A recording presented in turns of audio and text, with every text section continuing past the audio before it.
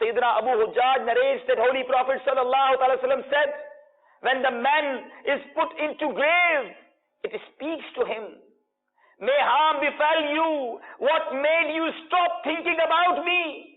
Was it not obvious to you that I am the center of chaos, turmoil and complete darkness? Then what made you so beheaded? On the other, if the deceased is a virtuous one, a divine voice says, "O grave, what if he is among those who have been calling others towards righteousness and forbidding them from evil deeds?" Grave says, "Then I turn into a garden." Soon after, his body transforms into a light, Noor, and his spirit moves towards Lord Almighty Allah Azza wa Jalla.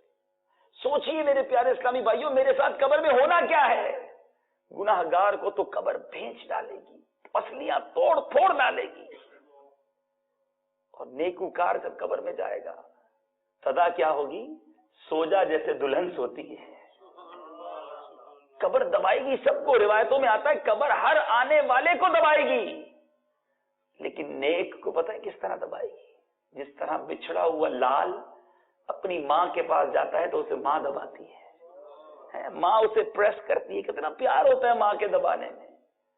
और जब गुनाहगार, सियाकार, बदकार, नमाज़ें ना पढ़ने वाला, अपने माँ बाप को सताने वाला, ड्रिंकिंग करने वाला अपनी कब्र में जाएगा, पता है अल्लाह नाराज हुआ तो कब्र इस तरह दबाएगी कि उसकी पसलियां एक दूसरे में पैवस्त हो जाएंगी, टूट जाएंगी। जरा सोचो, कब्र में ये दोस्त साथ नहीं आएंगे तो ये फिल्मों, ड्रामों, कैसीनो, क्लब्स, लड़कियों, दुनिया भर के फंक्शनों की तरफ ले जाते हैं।